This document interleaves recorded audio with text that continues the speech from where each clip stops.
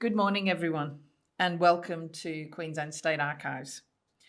My name's Josephine Marsh, and I'm a director here at QSA.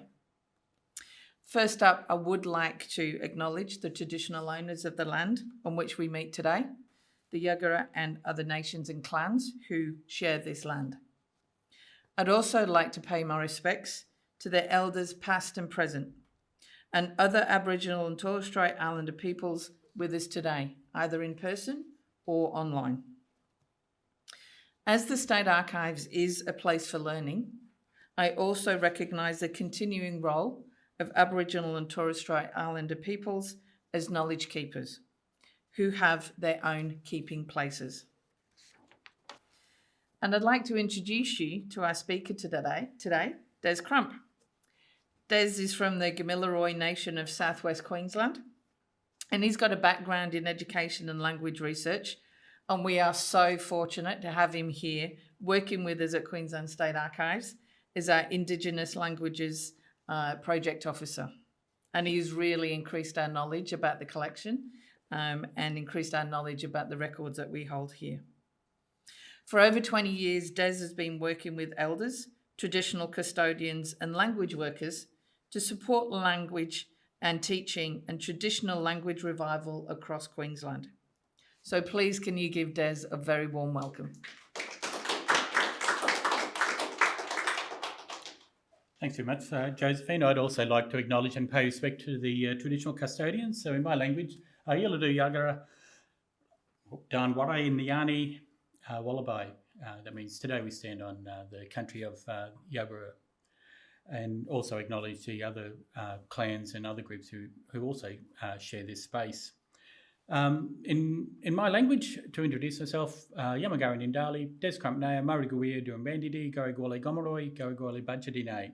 Those people not familiar with Gamilaroi, I said hello to all of you. My name is Des Crump. I'm an Aboriginal man from, my family's from Durambandi out in southwest Queensland on the Queensland-New South border, the top end of the Gamilaroi Nation.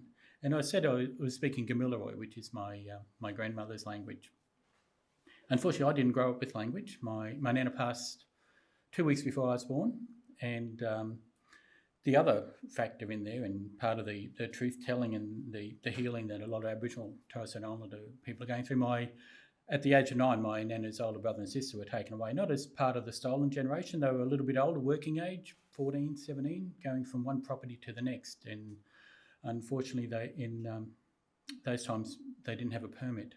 So 1913, they were sent to Tarim, and my nana never saw them again. So like a lot of people of her generation, she lived in that constant fear if she passed on language and culture to my mum and aunts and uncles, something might happen to them. So I had to learn my language as an adult. At 47 years after teaching and growing up with standard Australian English, all that time before. So I had to undertake a research of my journey of my own, finding out my language, rediscovering, reclaiming that language, relearning it, breaking down all those bad habits around English where I'd look at a language word and want to pronounce it in an English way. So I've been very fortunate here at the archives. I've been here just over a year now, and in that time, we've found 81 languages in the content, and that's only the tip of the iceberg. There's a lot of materials, and I'll take you through some of the items we have found. It is a team here, and it's very privileged. We've got the collections and access people here at the archives because they know the collection inside out, and they're forever bringing up new items for me where they've identified language content in, and so that tip of the iceberg, it's only been the digital content. It's only been the last month or two that I've started really pouring through the print material, the manuscripts, and so on. And so, tying in with the theme of NAIDOC, a lot of that knowledge has been collected by elders, past and present, and that important role that they play as knowledge holders, language custodians, ensuring that language knowledge is there to be passed on to the next generation, because that's the other part of custodianship, is that stewardship role where language can be documented, recorded, collected, and put in a way that can be passed down to younger generations, whether it's through schools, community language programs, and so on. So I've been very fortunate in my work over the 20 years with Education Department, but the last 20 years in particular with working in language communities, working with some of those elders, those trailblazers, as we call them, those knowledge holders, and they've been very just very willing and respectful to share that information. So today, the talk is about so you think you can research, because one of the challenges with researching is, first of all, navigating through all those places where our language content is held. It's not held in one place. There's not a Google that's been invented yet that stores all of everything related to Aboriginal and Torres Strait Islander languages. There is something coming up, and I'll share that right in the last slide. So I won't give you any spoiler alerts on that one. But research means finding out, well, first of all, what's out there? How do we find it? Where do we find it? What are the sources? How accurate are they? Are they validated by community? Is it how was that information collected? And certainly here at the archives and other collecting institutions, very mindful about about trauma and that truth telling associated with our records. And it's important to understand the historical context, the power plays, and how material might have been collected, particularly here at the archives where it's government records by Southern Protector, Northern Protector, and so on. There's that power imbalance where by not providing information, that Chief Protector, that Mission Superintendent may have the power to send you away to a mission or further north to Palm Island. So we'll look at some of those sources and how to make sense of them, particularly when community language worker might find a word list like this. Where do they start, and how has it been written down? And because a lot of the time it has been collected by non-Indigenous people who are not speakers of that language, and so they've written it down as best they could. It wasn't until linguists and anthropologists came along, particularly from the 1900s, that there was trying to put some sort of standardisation around spelling. So we'll look at accessibility, discoverability, and I'll take you through a bit of a quiz. We haven't got any fabulous prizes, unfortunately. But one of the great things we do here is we have a workshop, and our next one is coming up in October, the week of the 11th to 13th. And this group here, they were at our February workshop and found some amazing materials on their journey. There's a great quote that you'll see if you look up on the web pages and social media. You'll see the new expression of interest or the next workshop. Carmen and Alfred from Croydon, they set themselves a goal of, if we find 10 words here, that will make our day, our week.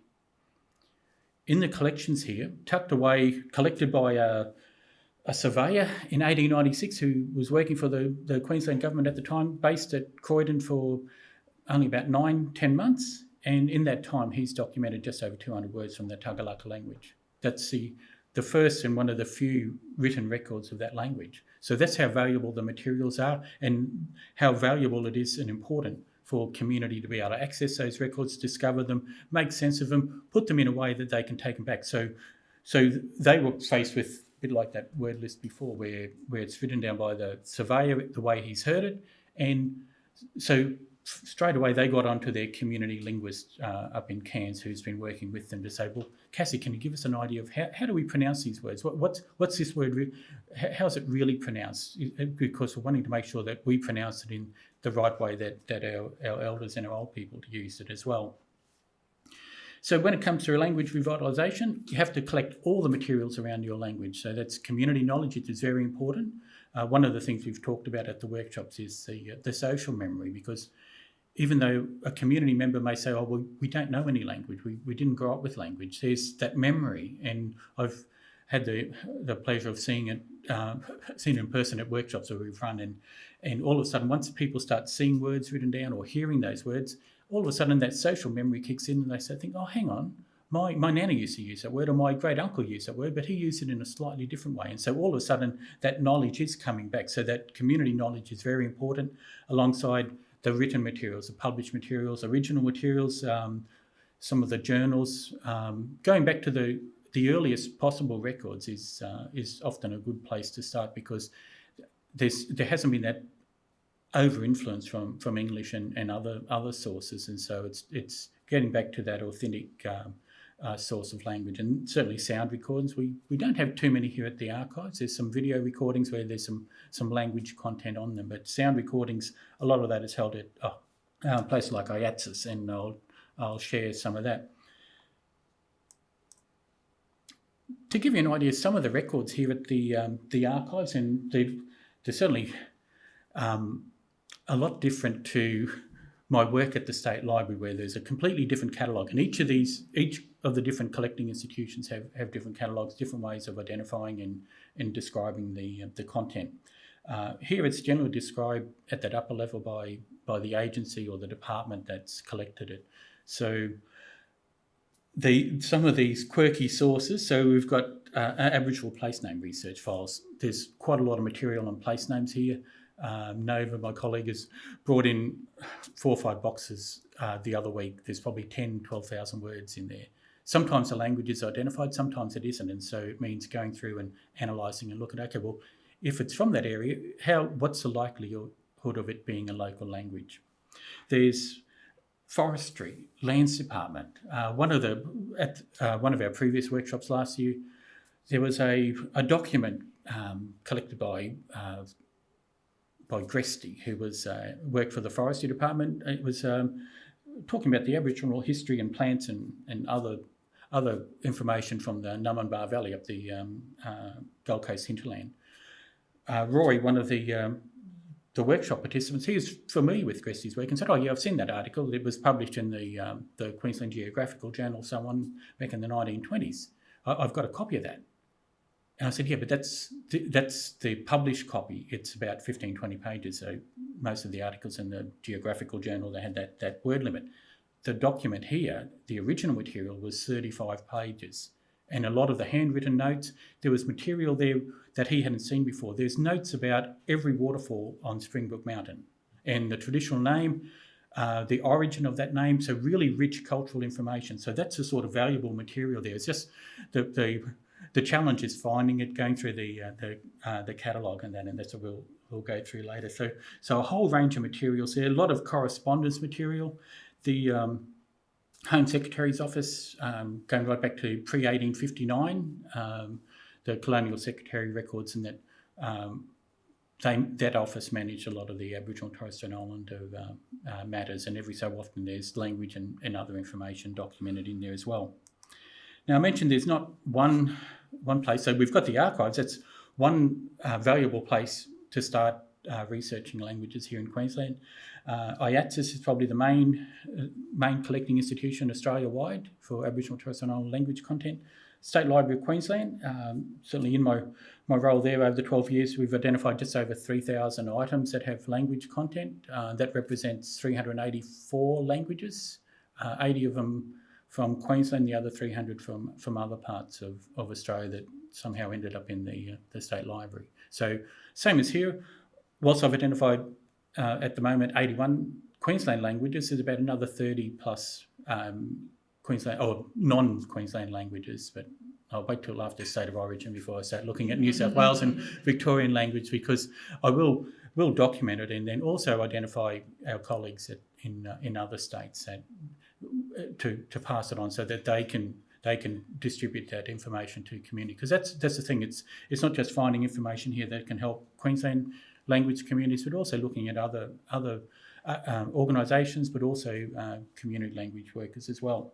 For our library, so at UQ, one of the other hats I wear, I'm at the University of Queensland Point 5 as the Industry Fellow for Indigenous Languages, and a lot of material held for our library, particularly some special language collections with linguists over the years who've done quite extensive work there. So we've got Summer Flint back in the 60s, did this Queensland language survey where they went around to pretty well every major town, community in Queensland. He was documenting, it was originally looking at English language survey, but he had an interest in Aboriginal languages and Torres Strait Islander languages. He's documented about 55 of those. He's also documented South Sea Islander language, Canefield language, migrant English, particularly with the Italian migrants in the cane fields up in North Queensland. So very rich and valuable collection. Fortunately, it has been digitised to make it accessible for community. State Library of New South Wales, particularly a lot of the earlier, like I said, pre-1859 records. There's some incredible sources there. One, I spent some time, spent a week at State Library of New South Wales doing a research fellowship, and one of the items there was an 1847 word list collected by a botanist who jumped on a survey ship that was surveying the coast of Queensland, particularly with the reef and trying to work out the shipping channels and so on. He's come over from England on one of those expeditions to the colony, and he just had an interest in language. And so at the time, 1847, there's only Moreton Bay colony. There was a sort of a settlement at Port Curtis that looked after dugong oil, and there were some Aboriginal men there working there from the Wide Bay language groups. And then the next stop was Somerset up on Cape York. So he's documented language from all of those. So that's a really rich source, particularly the one from Somerset. That's only the second. There's only 2 word lists that have been documented from that. South Australian Museum, and most people would be familiar with Norman Tyndale and his collection. So Norman Tyndale, his work started up here in Queensland back in the 1920s, up in the Gulf.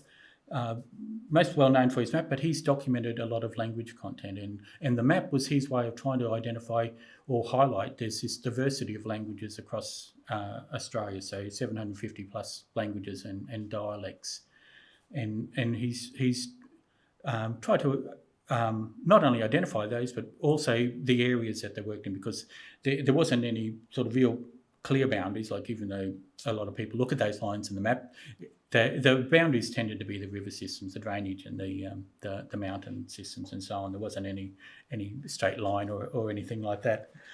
And then the other thing, the unknown quantity in amongst all that is local collections, and they can sometimes turn up in most unexpected ways. I did a workshop up at Rockhampton back in 2011, 2012.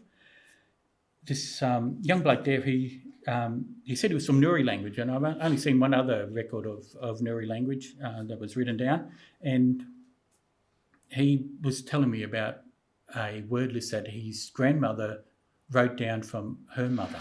So going back to that 1890s, 1900s. Unfortunately, he's never got back to me. So there's this word list sitting out there, and that's the other thing. There's another historical society up on Sunshine Coast that has a Skyring collection, amazing collection of material. There's not, there isn't a duplicate copy of that in archives or library anywhere else. There's also online sources. We'll have a quick look at those, because certainly with web and technology now, there's a lot of material, really quality material that's been placed up on the internet for that can help researchers, and we'll have a look at some of that as well. Because the big issue is accessibility. It's and that discoverability around collections. How do we find them? How do we navigate that catalogue? There's a lot of finding aids that are available, other resources that can assist language workers. Some of that material it could be available online. Others, it requires that face-to-face meetings and going on site, which is a bit problematic for some of our remote and regional communities. Some collections are digitised, and a lot of collecting institutions are digitised for 2 purposes: preservation of materials before they deteriorate, but also that access for community, because it's a lot easier for community to access a digital copy rather than the original material, which may be deteriorating, especially if it's one of those old recordings. So, without any further ado, so you think you can research it? I took a lot of time coming up with this title, running it past various legal experts, so that because I did quite like the sound of who wants to be a language researcher, but some media places are very precious about their names, and so I thought we might be able to get away with this one. it was a fun activity I developed for a group of language workers where it's interactive. So if you've got access to a device there, you can find go through the questions, because the task, if you choose to accept, is to find the information, and actually that hands-on looking at the collections and that. So the first question, of course, relates to the Queensland State Archive. So we have Archive Search, which is the online catalogue here. How many items come up in the results if you use the search term Aboriginal language?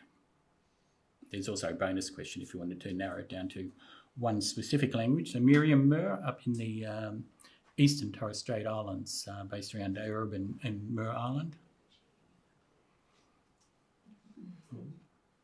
And for those people playing along at home, you can use the hashtag so you think you can research. Now I'll just jump out of this.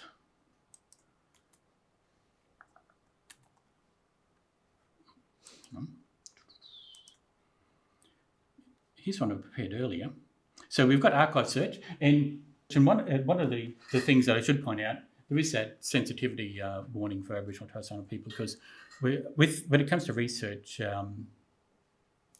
we want it to be a culturally safe and respectful space here at the archives and other collecting institutions. And so being mindful and certainly identifying that, the historical documents are going to have terminology, they're going to have offensive terms. There's the way that information was gathered and presented is certainly going to be offensive and derogatory, and it's important that we don't want to trigger any trauma there. So here at the archives, staff are trained in that trauma awareness. There's spaces where community researchers can just sort of sit down and have a quiet time and space to themselves to reflect. We have Aboriginal and Torres Strait Islander staff here, and certainly Rose Barraclough, the First Nations advisor as well. So there's a lot of material and a lot of work that's been happening to ensure that there is a culturally safe space for research. So if you typed in, I am a really good speller, really. It's just when people are looking over my shoulder. So if you typed it in, it comes up with 72,000 results, which is a bit overwhelming if you're thinking, oh, well, I didn't know there was that much about my language. That's picking up on the term Aboriginal, picking up on the term language. You can, over here on the right-hand side, it breaks it down a bit. So there's documents, photographs, personal files. So you can start thinking, okay, well, you can narrow it down by these sort of categories or the agency. And then if you keep going further and further down, you'll see some tags. So some of them are language codes. So Y82, so Gulga Yimithirr. And then others are themes. So there's material there that's collected by Walter Roth in his role as the Northern Protector. So the Roth paper is very rich, valuable cultural information, but again, that sensitivity around the way it was collected and the role of Roth in the Protection Act. So if you keep looking right down, there's all the different languages listed there. So you can just say, okay, well, I'm from Unkamuthi, up on the tip of Cape York. And you can just focus on those that contain your language, so you're not getting overwhelmed by those 72,000 results. And so some of this has been digitised, so there's correspondence and report on the Aborigines of Queensland, 1896. So that was the precursor to the Protection Act in 1897. And so Meston, in his role, has developed this report for the Queensland Government. In the appendix, there's a series of word lists, one of them being Unkamuthi, that he's included in there, demonstrating the different groups, but also identifying which groups are still practicing a traditional life and so on. And then the other part of it, and that's that trauma and that sensitivity, is it's also making judgments around, well, there's some areas where there's disease, there's opium addiction or alcohol addiction, and those groups would benefit more from the Queensland government taking that care and protection and sending them to places like Deebing Creek Mission, Durranda, and then later Cherbourg, Warrinda or Tareem and so on. By using those tags, that's a way of trying to narrow it down, and we're also looking at other ways that we can describe items in the collection a lot better, so that community language workers, researchers, and so on, they can get a better understanding of what's in that document. So some of the typical documents that we have here, sometimes they're just word lists, and there's not always a cultural context around it. They're just words on a page. And when we have community language workers in, one of the things we say is you're providing that story, that cultural knowledge around that language word when you take it back to your community. Because there's, to give you a classic example, in my language there's 27 words for emu, depending on the type of emu, the age, the gender, the size, whether it's just come out of the egg, whether it's one a male emu, male and female emu together. Then there's that traditional knowledge around emu in the sky and the astronomy. It's also my totem. There's a whole lot of totem and spiritual knowledge around the emu as well. You can just imagine 150 years ago, the linguist or the anthropologist sits down in front of that old man, that old woman, and says, "Tell me a word for emu." And that old person is probably thinking, well, you want all that knowledge wrapped up into one little word you're going to write down on that page. So there's not always that cultural context. So we've got some great word lists, but community, by having those research workshops, they can come in and interact with that material and provide that content around it. Here's a really rich content one. One of the first languages, or first letters, I should say, written piece in an Aboriginal language. So this is from Cape Bedford Mission, Guuga Yimith, a young lady called Magdalene Mullen, and we featured this at the State Library in an exhibition, and were able to borrow the original letter here from the archives. But more importantly, we were able to, because that was a community we were working with, we were able to sit down with them. Well, tell us Magdalena's story. And so she was a young woman. She ended up becoming the assistant teacher at the school there because of her knowledge. And so for this particular letter, for those people not familiar with Guuga Yimith, it's actually written to Parry Ockenden, who is the Chief of Commissioner of Police. He's also has oversight of the Southern Protector, the Northern Protector. So this was, I guess, almost commissioned by Walter Roth. He asked Magdalena to write this letter, and then there's an English transcription with it as well. And so the letter starts with that standard letter writing format. Dear Mr. Roth, dear Mr. Parry Ockenden, I hope you and your family are well and all that, and things are going really well down there in that big city of Brisbane. Then she goes on to say, what we really need up here, the mission up here is really great. Life is really great up here, but after that recent cyclone, we've lost our boat, and it's really important for our community to have a boat. And so this letter is requesting support or funds from Parry Ockenden and the Queensland Government to provide the community with a boat so they can continue fishing and have that constant supply. So really rich, valuable information there, and a lot of backstory behind that. And so that's I guess the range of materials held here at the archives. So hopefully you've got all those questions right so far. IATS, as I've mentioned, they have this great online catalogue, and it's called Mura. So for those playing along, what language is Mura from, and what does it mean? And it fits in very nicely with the idea of a catalogue. And as you can see, like I've said, every catalogue, every website is different. They're not always that easy to navigate. This one's not too bad with the tabs across the top there. It's highlighting and quite an exciting initiative, the National Aboriginal and Torres Strait Islander Cultural Precinct to be created in Canberra. But if you go across here, you can Explore family history collection. We're wanting to search a collection. Again, it has that cultural sensitivity. There's some discussion around the finding aids and what sort of support's there for community. Then you go down, okay, well, we want Mura.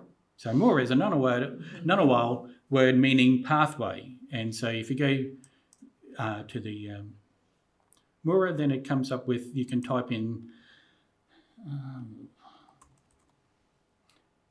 you can see they're also using the language tags there. And that's the good thing. By having that standardisation of language codes and being used in descriptions and catalogues. So 123 results, and you can narrow it down. You can, okay, you might say, okay, I just want the recorded sound collection. So there's seven recordings. So there's a compilation recording. So what IATSES have done with those, over the years, a lot of material. So for Waka, I think there's probably about 70, 80 hours of language recordings. They've compiled the best 10, 12 hours of recording for community and making that available to send out. So I've got a similar compilation for Gamilaroi, about a set of 5 CDs, because there's about 150, 160 hours of Gamilaroi Yawaluroi recordings. Really rich, valuable stuff. When I was learning my language, I had to go to TAFE, of all things. I got a certificate one in speaking Gamilaroi from Tamworth TAFE, which looks great on my resume, but it was important to me to if I was going to be teaching and learning language, I needed to get some qualifications. So I did a Master's in Indigenous Language Ed, but I also did the Tamworth TAFE course. And one of the things that was really valuable was listening to those compilation CDs. So back in the days when we still had CDs in the car, used to plug that in on my drives out west or wherever I was going, and would just listen to them and practice them with the kangaroos and the birds flying past and that. So there's no sort of that shame factor, and by hearing those sounds, you're getting that authentic sound that you can practice and use. So we've answered that question. So it's a Ngunnawal word. Ngunnawal is, like most of the languages in Australia, is undergoing revival and revitalisation. It was only a few years ago, Malcolm Turnbull, as Prime Minister, used Ngunnawal in the Parliament House there. So a lot of that rebuilding of Ngunnawal language is taking place, and that's a special project that IATSES are working on with the local community there. Now, sticking with IATSES, and I've mentioned Auslan and language codes. For those playing along at home, find the Auslan language code for your language and how many spellings are listed. Because one of the things that happens with our language, they weren't written down until the last 100, 150 years. So here's one I've prepared earlier. So you type in Gamilaroi. It's got an IATSES language code D23. These are all the different variations and names for Gamilaroi. So when you get to the actual entry, it's got a bit of a discussion around it. So it's got, here's all the words that Tyndale collected or has gathered. Here's the other synonyms that are used for Gamilaroi. And again, you can see, depending on who's heard it or how it's been said, in Gamilaroi, we've got 7, 8 different dialects.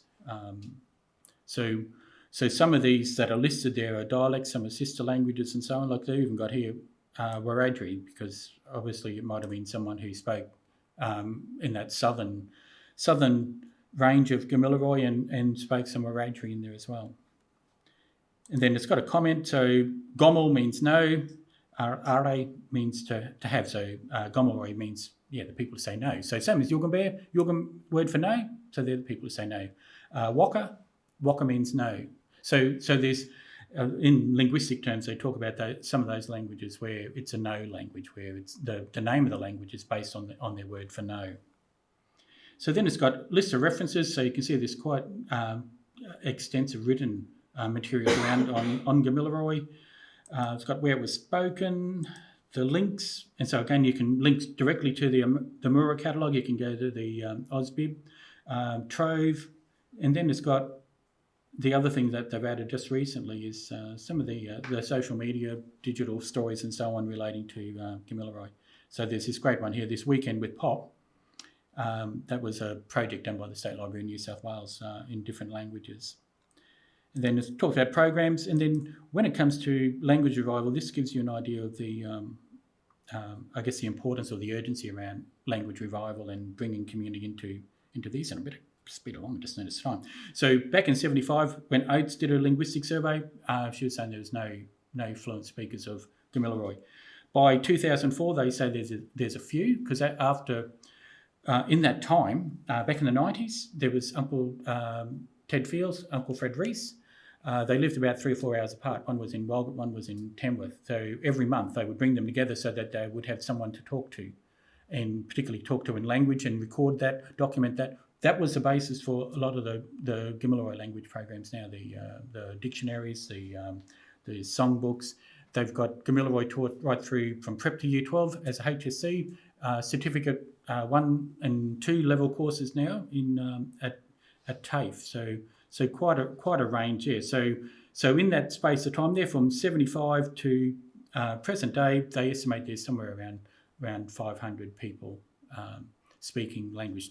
They doesn't identify the level of fluency and how much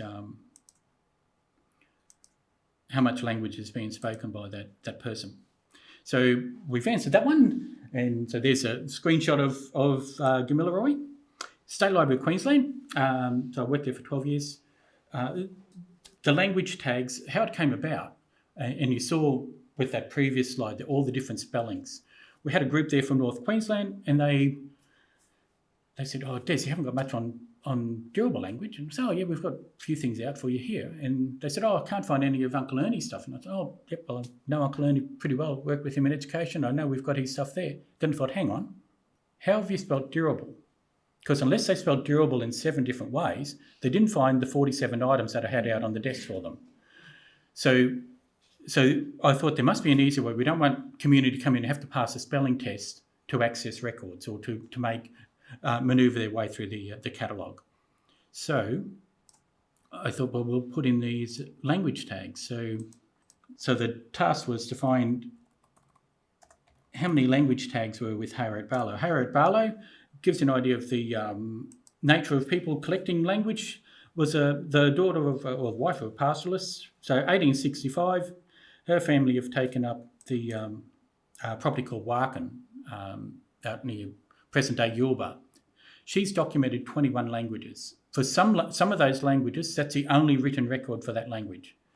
She just had an interest in the Aboriginal languages, so documented words from the people on the property, but also when she accompanied her husband to neighbouring properties, she would sit down and write down words with them. So, and then she's published it in this manuscript in 1865. And so there's a description there. So this one, so with the State Library and a lot of collecting institutions now, they've started to add more detail into this description. And then there's a you can actually view the manuscript online. There's some highlight some similar records that are in the collection. Then we get down here and here's some tags. And so there's, I think there's about 14. And it's identified the different languages, and then also if there were specific projects we were working on at the time. And then the other part down here, add your own tags, and that's what we used to encourage the language workers to do. So once they were logged in and had membership, they could add their own tags in there, so that if they were regular researchers, they can pick up where they've left off or identify which materials they wanted to come back to, which ones were very useful.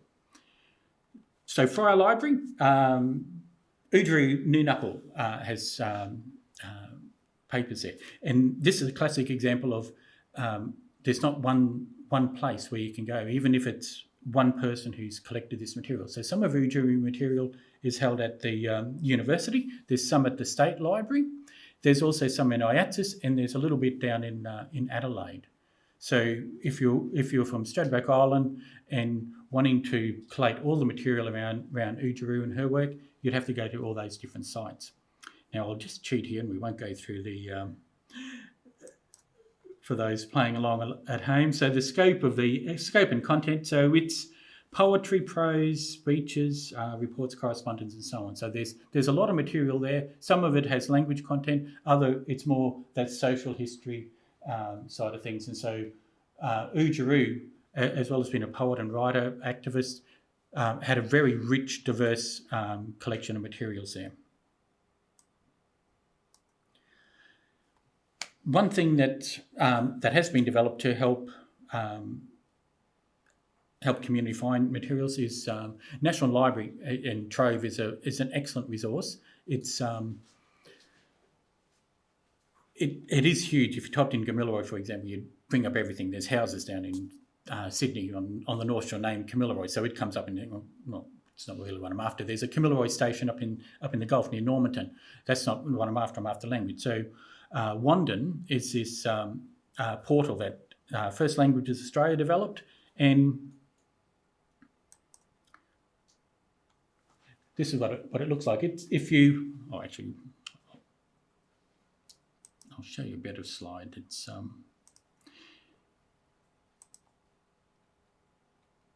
so if you typed in any spelling, so it's set up there for loose spelling. You can have it exact.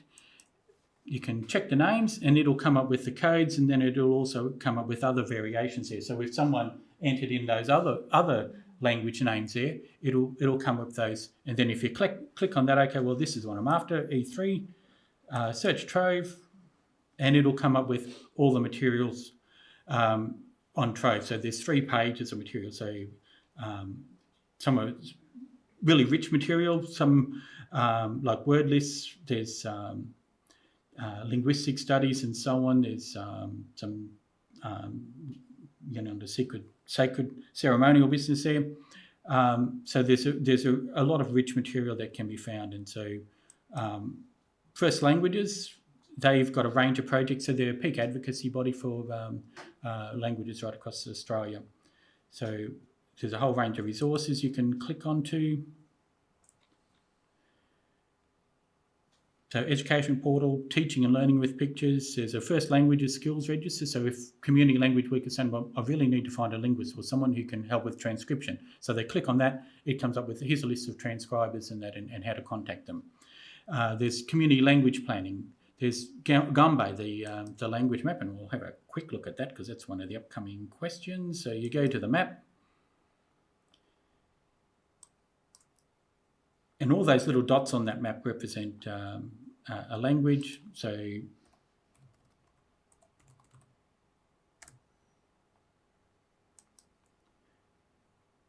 can search by place, or you can search by language. So if you go to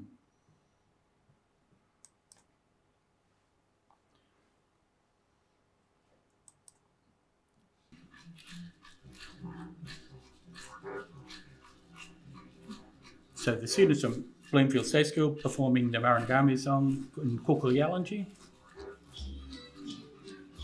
So it's got the subtitles and that sort of like karaoke style to sing along. So because the great thing with language and these sort of resources is by hearing it, it gives you a better idea of how the language is spoken. So kuku in language up there, it actually means talk or language. So Yalanji is the people who speak kuku. So there's a lot of there's 13, 14 different dialects there. So really another valuable one for hearing the language, and like I said, that's really, really important when you, so 50 Words Online, it's a project from the University of Melbourne where 50 everyday words can be recorded and shared. So we just come back from Whadjuk Noongar country where the IATSIS conference was, and we heard this over there quite a bit. So you can see there's a whole range of languages there. The ones in red are ones where there's somebody's recorded languages, and usually it's a traditional speaker. So we're looking for Whadjuk Noongar, and so this was how they started most of the sessions there, particularly the local people. Wandjeri. So Wanju means welcome, and then Kaya. on Kaya for hello. And then Florida. yeah. So again, so these are it gives you the names of the people that have entered in there, so you can identify, okay, they're from which clan group they might be in from. So Noongar covers a fairly extensive area, and so you can identify the speakers and that, because sometimes in our collections here and other places, they don't always identify the speakers, the informers, and something that the University of Queensland is doing at the moment is going through and identifying those speakers and adding their names to to that metadata, that backstory to their collection. Now, I won't go through this one. I'll just mention it. I'm very mindful of time here, and we want to have some questions at the end. Paradisic, fairly long-term archive, a lot of digital sources on there, 14,000 plus hours of recording, 2,000 hours of video recordings. How many languages from Australia? There's 145 languages, and one of the you just can't quite see it there. It's right down the bottom. Gavin Green, 50 languages, and fairly important linguists working up here in Queensland, particularly that Western Queensland. 1960, he recorded my great auntie. I mentioned how my nana's older brother was taken away when he was sent from Taroom over to Warrabinda. He married a Gungri woman, and Gavin recorded her.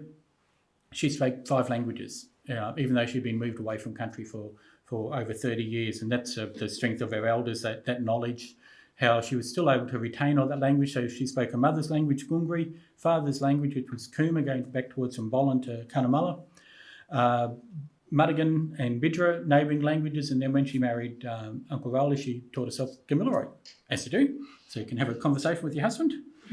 And so that's why, certainly this week with the NAIDOC and that for our elders, how just that appreciation of and respect for the knowledge that they held. So Ningan is I'll finish up with these last 2 here, because one of the things community asks when they come in is there a one-stop shop? Is there one place we can go where all this material is held? Well, they're slowly working towards that. Ningan is one such platform. So Ningan means, so it's echidna because the way that the, I thought I had an explanation of the logo there, but it's, so the Ningan logo, it's that analogy of the echidna collecting ants, and how this space is around collecting different languages and that. So there's a whole range of material that's being made available. There's transcription. They're even encouraging volunteers, community to come in and work with those. One of the things we've just got recently is a set of notebooks from a linguist, Nils Holmer, from his grandson over in Sweden, has provided 60 of these digital copies. He's made digital copies of 60 of these notebooks, each on about 150, 160 pages, and really rich material because, so I mentioned my great auntie Effie being recorded by Gavin Breen. In Breen and Holmer, they talk about 2 songs that she sung. In the Holmer notebooks, it refers to another 5 or 6 songs that Auntie Effie sang that didn't make the final cut for the printing and that. And so all that material there is very valuable for community. There's one whole document I'm working through at the moment. It's 150 pages just on songs and stories from southern Queensland. And so much rich, valuable information there to sit down, get it transcribed so that community can access it, because that's the important thing with Ningan. There's actually community projects available where a community can say, well, we want to have a look at those Holmer materials or other material you might have relating to Waka Waka or Garang Garang or one of the other Queensland languages. And so there's some funds available to do that. And then just to finish up, one of the most important and resources for languages is people, the knowledge holders, the elders, the custodians, those people who still have that language content. And coming soon, is going to be a one-stop shop called LDACA, which stands for Language Data Commons of Australia, which is quite a mouthful. You understand why they set up an acronym, but it's going to pull together material from Queensland Archives, State Library of Queensland, Fryer Library, that material from Holmer and other linguists and so on, IATSIS, University of Melbourne, South Australia, and try and put it together on one platform. But there's all those processes around it, and we touched on some of those, that community, having a look at those materials, validating, giving that approval, that endorsement and so on. So next steps, we've got a workshop coming up, but keep researching languages, keep documenting, looking in those unexpected sources, and particularly recording and documenting elders, because when our elders pass, that's a library, that's an archive that is lost. So it's important to document that knowledge. And I just noticed we're 5 minutes to go, and I think we've got some questions. We might have some questions. Questions? Yep, here we go with the... You mentioned that there were no languages based on named on the word for no. Mm. Is that European nomenclature, or is that indigenous? Yeah, that's a lot of that terminology is European, where they've decided, we need to categorise these, so we'll call this group here, say no, we'll call them the no group of language. Same as with Kuki-Yalanji, there was no word for the whole overall language. Each person knew their language by the dialect they spoke, so Kukubadjan or Kukunadjan and so on. But a linguist has decided, they're all related, they all seem to be dialects of one language, so I think it should be called Kuku for talk, Yalanji meaning people, so the people who talk Yalanji. They did that down in Awabakal. Awaba is the Lake Macquarie. Carl means people, so people of Lake Macquarie. When Threkel, the London missionary, wrote him down in the 1820s, he didn't give it a language name. He just called it, this is the Lake Macquarie language. And then 1872, Fraser, a linguist, came along and decided, I can't keep calling the people of Lake Macquarie. So Awaba means Lake Macquarie because it's a flat surface. Carl, people, so that's how the name Awabakal. It didn't exist before 1872. And there's a few examples of that right across Australia where a linguist is given a name. Again, yeah, like I said, trying to put that nomenclature, that terminology to try and explain the language, yeah. These no language terms are accepted by people like AITSIC, etc. Yeah, so they're used like on Auslang and that it refers to it and all that, and because linguists and anthropologists have been using it, I guess it's become popular in use, and that particularly in institutions. But one of the exciting things now, there's a initiative called Spinning a Better Yarn, which is about how do we put an Aboriginal Torres Strait Islander voice to the linguistic jargon and break it down and put it in a linguistic, put that, because in Aboriginal Torres Strait Islander life, we don't separate and say, okay, well, that part just refers to the language, this part just refers to the country, this part refers to our spirituality, this part here, and it's not compartmentalised, it's all holistic. And so one of my colleagues at UQ is working on a project called Sabagal, where it's looking at that Sabagal means the people of Sabai Island, and that holistic perspective of all things that relate to language and culture and how it's all intertwined. It's not broken up to the way that a linguist has described it in 1902. It's how Sabai people use that term, describe themselves, and continue to describe themselves. So there's been a big shift back to reclaiming a language, but also describing them in our ways rather than automatically going for that linguistic way. Yeah. Thank you. Good question. Yeah. Well, Des might be here for a few minutes afterwards if there are any questions from anyone in the room.